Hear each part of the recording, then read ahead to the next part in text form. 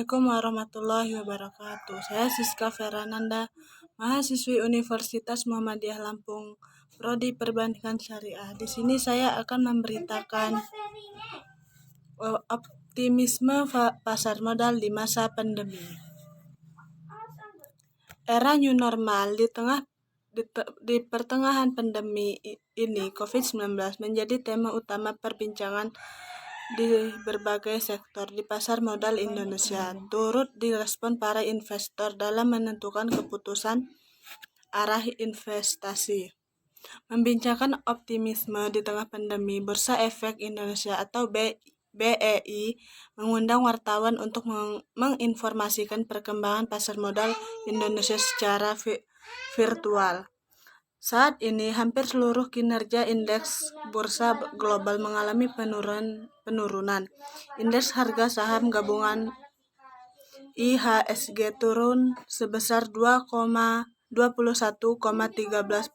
di level 4.905 pada 30 Juni 2020. Dibandingkan akhir 2019, pada umumnya, seluruh indeks sektor mengalami penurunan secara drastis. Sektor yang mengalami penurunan paling dalam selama 2020 adalah sektor properti dan real estate sebesar kurang 36,09%.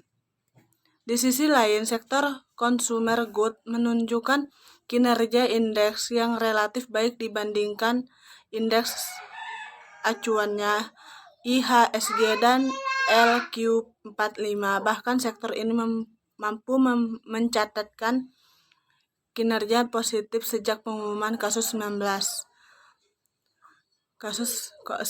pertama di Indonesia, kata Kepala BEI perwakilan Medan Pintor Nation dalam keterangan tertulisnya diterima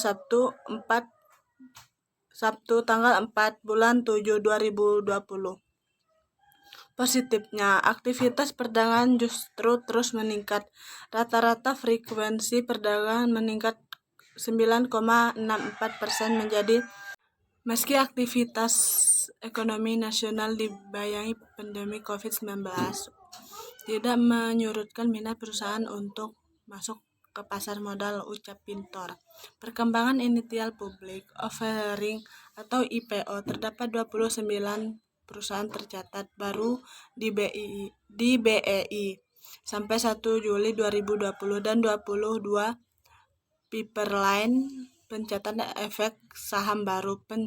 Pencapaian perusahaan tercatat baru ini merupakan jumlah tertinggi di antara bursa efek di kawasan ASEAN.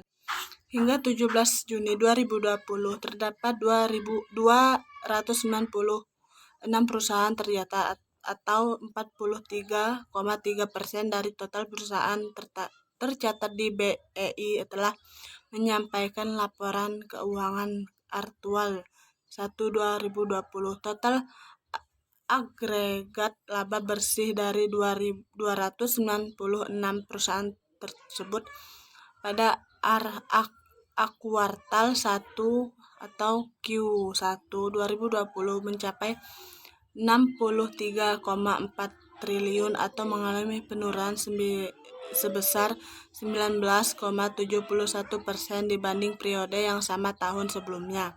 Nilai perhitungan kinerja keuangan perusahaan tercatat ini akan terus bergerak karena ada batas waktu penyampaian laporan keuangan Q1 2020. Perusahaan tercatat direlaksasi sampai akhir 30 Juni 2020. Adapun komposisi persentase penyampaian laporan keuangan perusahaan tercatat Q1 2020 di Indonesia sebanyak 43,3%. Tersebut sejalan dengan tren di kawasan regional ASEAN, meliputi Singapura dan Malaysia masing-masing 34% dan 66% dari total perusahaan tercatat yang ada di kedua bursa di negara tersebut. Dari sisi investor pasar modal, sampai Mei 2020 terdapat pertumbuhan dalam investor sebesar 13% menjadi 2,81 juta investor. terdiri dari investor saham, reksadana, dan obligasi dibandingkan akhir tahun lalu. Investor saham mengalami kenaikan sebesar 8% dari 2019 atau mencapai 1,19 juta investor saham berdasarkan single investor identification atau SID per Mei 2020. Jika dilihat dari klasifikasi usia investor, pasar modal Indonesia mulai didominasi investor muda dan milenial, tercermin dari tren pertumbuhan investor saham yang berada pada usia 18-30 tahun dalam 4 tahun berakhir, ujarnya.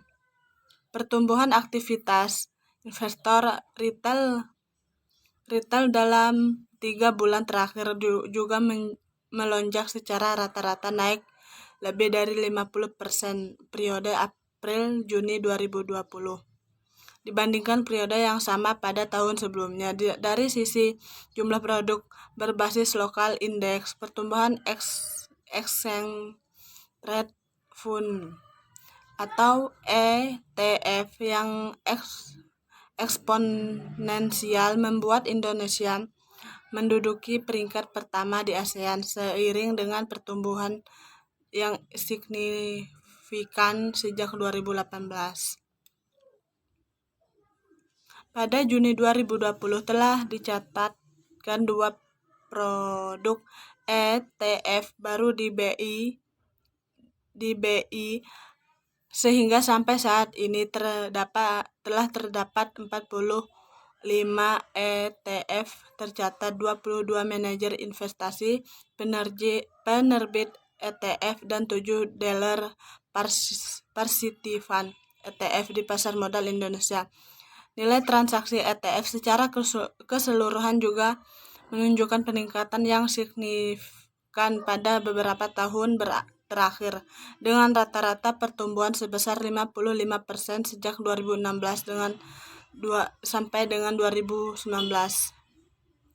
Sebagai upaya dukungan terhadap program pemerintah dalam mitigasi dampak COVID-19, terdapat aktivitas perekonomian nasional melalui koordinasi bersama-sama dengan Otoritas Jasa Keuangan atau OJK yang telah menetapkan serangkaian stimulus yang akan diberikan kepada stakeholders pasar modal. Pertama, dukungan BI dalam penyediaan infrastruktur teknologi informasi atau TI kepada anggota bursa atau AB selama work from home atau WFH dengan menggunakan internet dan call. Kedua, pemotongan biaya pencatatan saham dan tambah sebesar 50% dari perhitungan nilai masing-masing biaya dan perusahaan tercatat. Ketiga, penerapan relaksasi atas dana jaminan dengan memberikan keinginan atas kutipan setoran dan dana jaminan kepada anggota clearing yang sebelumnya sebesar 0,01% menjadi 0,005% dari nilai setiap transaksi bursa dan efek bersifat ekuitas. Keempat, penerapan relaksasi keringanan biaya kepada penerbit efek berupa pembebasan biaya penggunaan ekspresi, pembebasan biaya pendaftaran efek awal dan efek yang diterbitkan melalui ECF, dan pengurangan biaya pendaftaran efek tahunan sebesar 50% atas efek yang diterbitkan melalui ECF. Kelima, pemberian alternatif jaringan koneksi menggunakan